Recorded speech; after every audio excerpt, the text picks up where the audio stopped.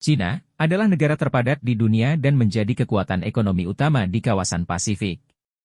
Dengan populasi lebih dari 1,4 miliar, selain itu, Cina memiliki keragaman budaya yang luar biasa dan sejarah yang kaya. Negara ini memiliki sumber daya alam yang melimpah. Namun, pertumbuhan ekonomi yang cepat telah mengakibatkan tekanan besar pada lingkungan dan menyebabkan masalah seperti polusi udara dan air serta degradasi tanah sehingga menjadi fokus utama pemerintah Cina. 1. Aspek sosial. Perkembangan sosial budaya Cina tak lepas dari falsafah yang mengutamakan pemikiran praktis. Masyarakat Tiongkok tidak takut mengalami kegagalan. Justru hal inilah yang membuat mereka menjadi kuat dan tahan banting.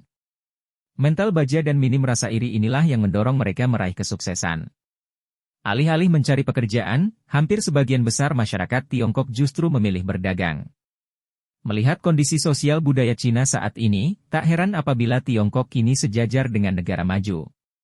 Tidak hanya mengentaskan kemiskinan, Tiongkok sukses membangun kerajaan bisnis hingga skala internasional.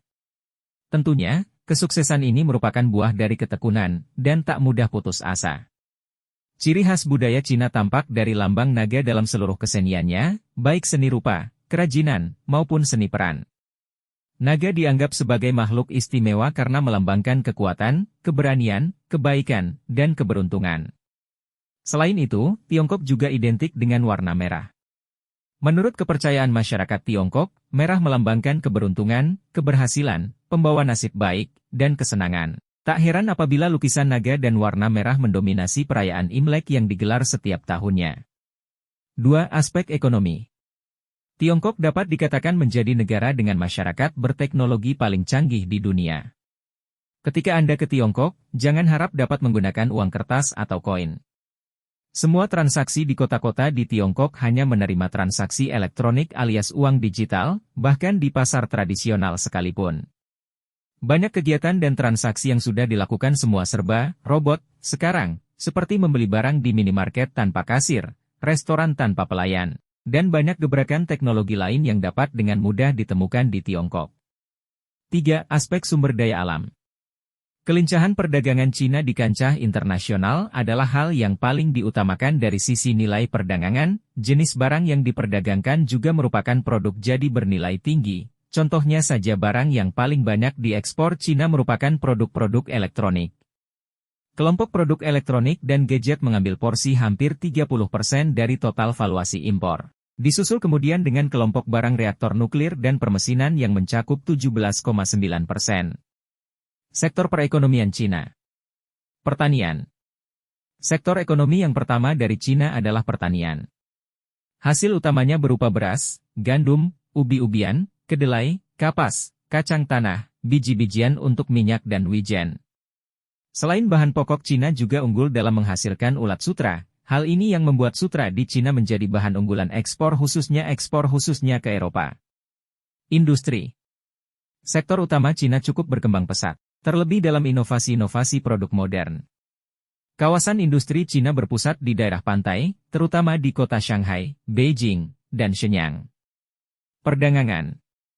Ekspor utama Cina adalah elektronik, mesin-mesin industri, pakaian, mainan anak-anak, barang-barang alat rumah tangga, mobil, keramik, dan peralatan militer.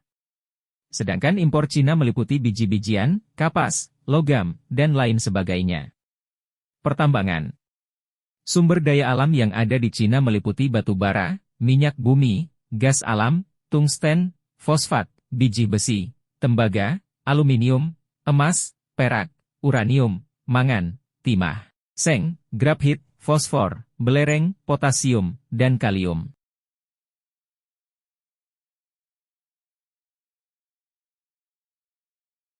Jepang, sebagai salah satu negara di kawasan Asia Pasifik, memiliki karakteristik unik dalam aspek sosial, ekonomi, dan sumber daya alam. Berikut adalah penjelasan secara rinci mengenai aspek tersebut. 1. Aspek sosial. Jepang merupakan salah satu negara dengan populasi yang semakin menua di dunia. Tingkat kelahiran yang rendah dan harapan hidup yang tinggi telah menyebabkan peningkatan proporsi penduduk lanjut usia.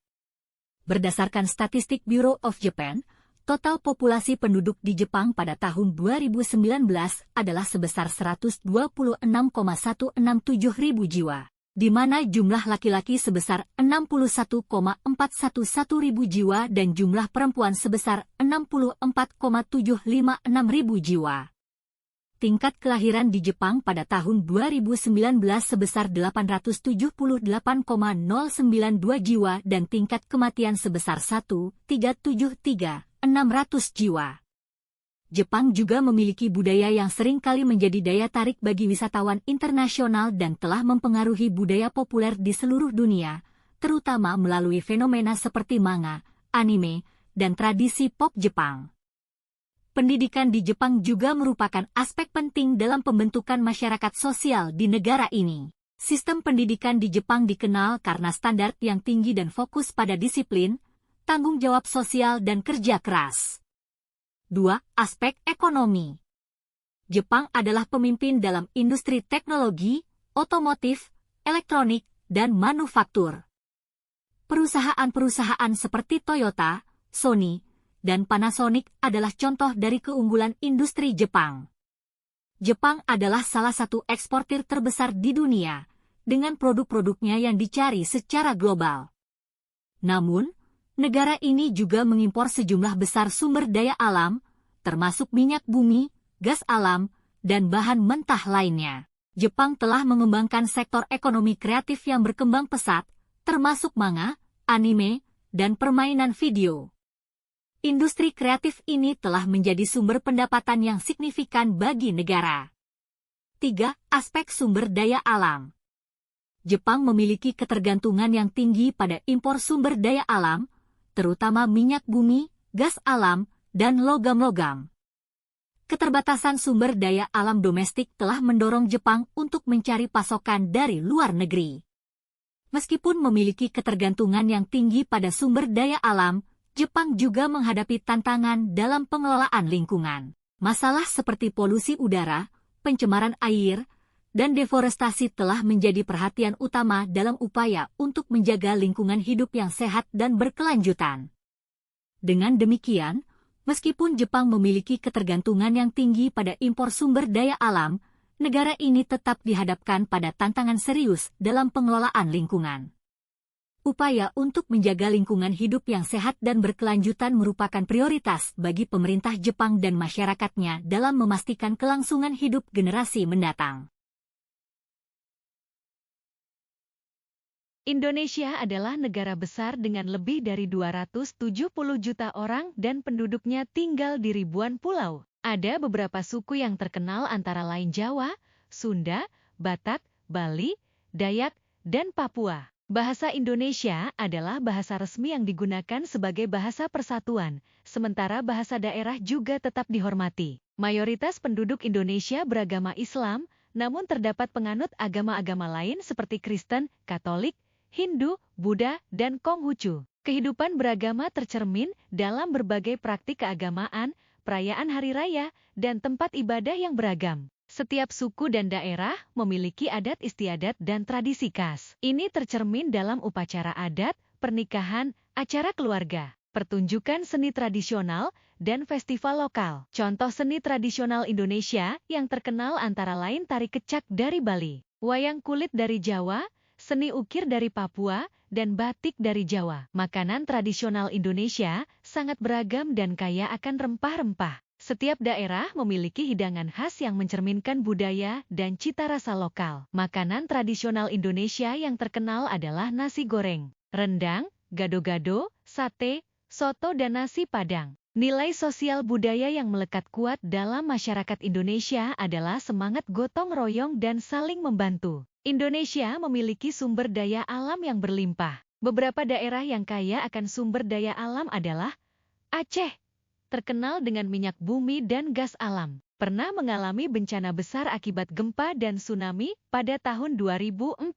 Kegiatan ekonomi di Aceh didominasi oleh sektor pertanian dan perdagangan. Riau, hampir semua kekayaan alam ada di provinsi ini, minyak bumi, batu bara, emas, timah, hutan, dan perkebunan. Sektor pertambangan, pengolahan, dan pertanian menjadi penggerak ekonomi di Riau. Kalimantan Timur kaya akan minyak bumi, gas alam, dan batu bara. Kekayaan alam ini memengaruhi perekonomian daerah. Namun, tantangan tetap ada, dan transformasi dari ekspor komoditas ke industri manufaktur menjadi langkah yang penting untuk masa depan yang lebih baik.